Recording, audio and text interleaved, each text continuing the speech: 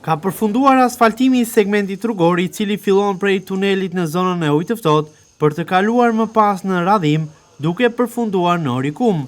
Në të gjithë segmentin rrugor, i cili prej disa vitesh vazhdonte në gjendje jo të dur infrastrukturore, është hedhur edhe asfalti, duke bërë që kjo rrugë tashmë të jetë aksesueshme nga të gjitha automjetet më me lehtësi. Duke filluar nga zona e tunelit në Ujin e Ftohtë dhe deri tek zona e Kalas, ka përfunduar në total asfaltimi i segmentit rrugor. Madje aty është krijuar edhe sinjalistika e përshtatshme horizontale, ku janë kryer të gjitha vijizimet. Siç shihet edhe nga pamjet, prej zonës së Kalas në Ujin e Ftohtë deri në Orikum, i gjithë segmenti rrugor vazhdon me vijizime të verdha, çka tregon se puna aty ende nuk ka përfunduar.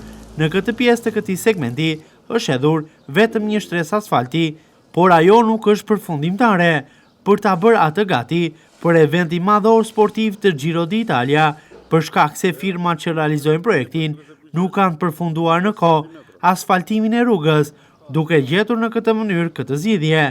Kjo pjesë e këtij aksi për eventin madhor do të lihet në të tillë gjendje, pra me një shtresë asfalti dhe me vijizime të verdha. Pas përfundimit të eventit sportiv, aty pritet të nisë puna për rrjedhjen e shtresës përfundimtare të asfaltit. Gjithashtu në zonë, duke nisur nga tuneli në Ujin e Ftohtë, një tjetër firmë po punon tashmë për vendosje në funksion të ndriçimit rrugor. Prej disa ditësh, aty janë vendosur për gjatë gjithë segmentit qindra shtylla ndriçuese, teksa ato tashmë po instalohen.